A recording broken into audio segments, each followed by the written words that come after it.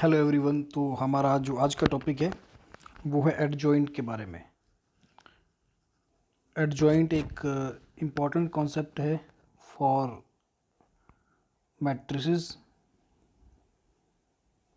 और इसकी जो एप्लीकेशन है वो इन्वर्स फाइंड करने में भी आती है। एडजॉइंट होता क्या है तो जल्दी जल्दी समझेंगे। तो उसके लिए सबसे पहले एक मैट्रिक्स डिफ़ाइन कर लो। एक जनरल मैट्रिक्स ले लो 1 2 1 3 2 1 2 2 और ये इसके एलिमेंट्स मैं लिख रहा हूँ।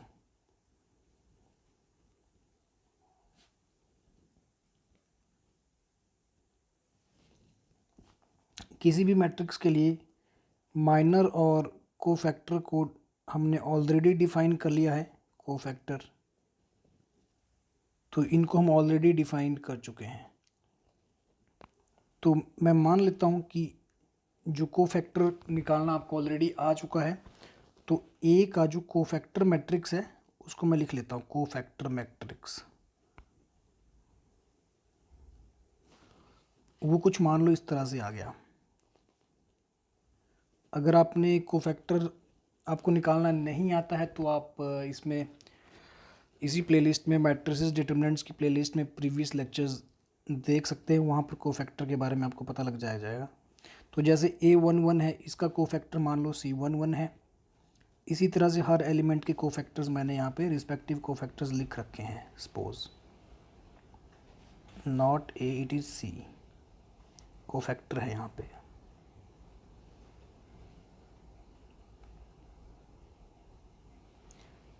हर एलिमेंट का कोफैक्टर लिख लिया। एक कोफैक्टर मैट्रिक्स है। तो अब इस कोफैक्टर मैट्रिक्स का अगर मैं ट्रांसपोज ले लूँ, इसका जो ट्रांसपोज ले लें तो उसको एडजॉइंट बोलते हैं। एडजॉइंट ऑफ ए वो क्या होगा, वो इस कोफैक्टर मैट्रिक्स का ट्रांसपोज होगा। तो मैं बोल सकता हूँ it is transpose of cofactor matrix. इसका मतलब ये हुआ कि अगर कोफैक्टर मैट्रिक्स मेरे पास यहाँ पे है ना, तो जो फर्स्ट कॉलम में एलिमेंट्स थे वो अब फर्स्ट रो में आने हैं। तो ट्रांसपोज लेके यही तो होता है। अगर मैं इसका ट्रांसपोज करता हूँ तो फर्स्ट रो जो C1 है वो R1 बन जाएगा, फर्स्ट रो बन जाएगी। तो इस तरह से मैं ये लिख लूँगा फर्स्ट रो। एंड जो सेकंड कॉलम है कोफैक्टर मैट्रिक्स का वो सेकंड रो बन जाएगी। तो मैंने यहाँ पर लिख ली। Similarly third row can be written like this. तो स्टूडेंट्स ये क्या है, दिस इज़ एडजॉइंट। ये एडजॉइंट है। तो एडजॉइंट की डेफिनेशन में यहाँ पर लिख देता हूँ। एडजॉइंट ऑफ अ मैट्रिक्स, कोई जैसे आपसे पूछ ले तो क्या बोलोगे? Matrix is defined as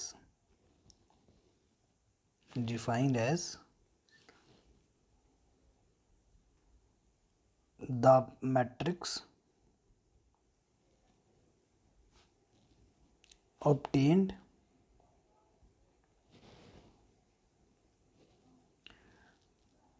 by taking transpose of the matrix।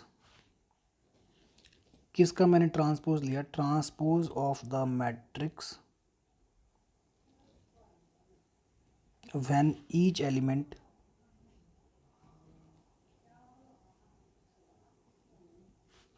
is replaced by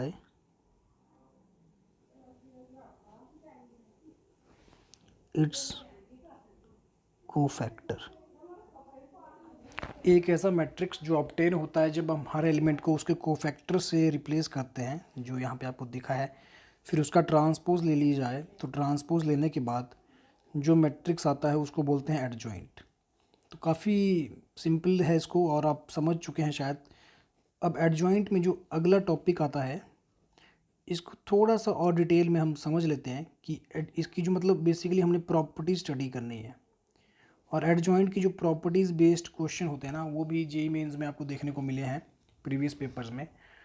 और कुछ क्वेश्चन ऐसे होते हैं जो एडजॉइंट की प्रॉपर्टीज़ आपको कंबाइंड विद डिटर्मिनेंट प्रॉपर्टीज़ पता है, तो जैसे एडजॉइंट का डिटर्मिनेंट कैसे लिया गया, तो वो जल्दी हो जाते हैं क्वेश्चन। मीन्स ये शॉर्टकट की तरह भी प्रॉपर्टीज़ वर्क करती हैं। तो जो सबसे पहली चीज़ है वो देख लो, अगर किसी मैट्रिक्स ए को ना उसके एडजॉइंट से मान लो क्या किया, मल्टीप्लाई किया, तो क्या होगा देखिए ज़रा। तो हमारे पास क्या हो सकता है, मैट्रिक्स है A11,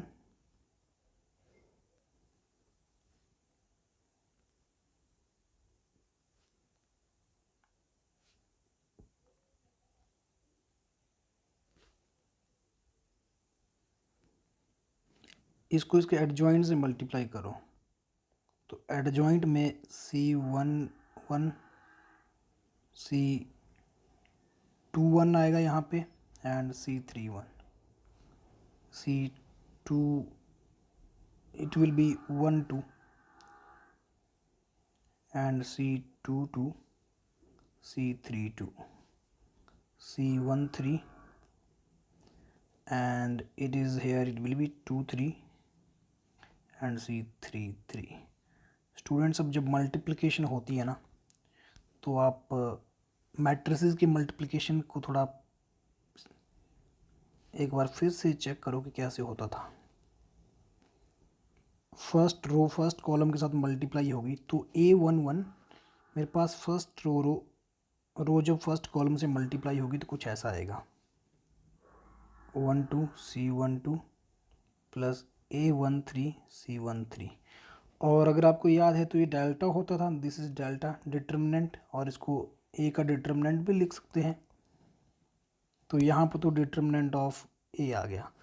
इसी तरह से जब second row completely second column से यहाँ मल्टीप्लाई होगी, तो A21 C21 A22 C22 A23 and C23 respective elements multiply हो रहे हैं, तो जो ये वाला एलिमेंट है इसके करस्पॉन्डिंग ये भी डिटर्मिनेंट बनेगा, और वैसे ही थर्ड रो थर्ड कॉलम भी डिटर्मिनेंट बनाएगा। अब जो रिमेनिंग एलिमेंट्स हैं उनको देखिए, किसी एक एलिमेंट को मैं स्टडी कर लेता हूँ। फॉर एग्जांपल जब फर्स्ट रो मल्टीप्लाई हुई सेकंड कॉलम के साथ, तो उससे मुझे कौन सा एलिमेंट मिलेगा, उससे मुझे एलिमेंट्स मिलेगा इस पोजीशन का, फर्स्ट रो का सेकंड एलिमेंट मिलेगा। तो यहाँ पर क्या हो रहा है, हर एलिमेंट को मल्टीप्लाई किया जा रहा है with cofactors of other rows. A11 को मैंने C21 से मल्टीप्लाई किया, तो प्रॉपर्टीज़ है कोफैक्टर की कि ये प्रोडक्ट ज़ीरो हो जाता है, प्रॉपर्टीज़ है ना ये, तो ये भी मैंने प्रॉपर्टी आपको बता रखी है ऑलरेडी, तो ये एलिमेंट तो ज़ीरो हो जाएगा। सिमिलरली जब फर्स्ट रो थर्ड कॉलम से मल्टीप्लाई होगा तब भी ज़ीरो आएगा, क्योंकि दूसरी रोज़ के कोफैक्टर से मल्टीप्लाई हो रहा है। सो बाकी सारे के सारे एलिमेंट्स ज़ीरो आ जाते हैं, हमारे पास सिर्फ ये बचेगा, इतना बचता है।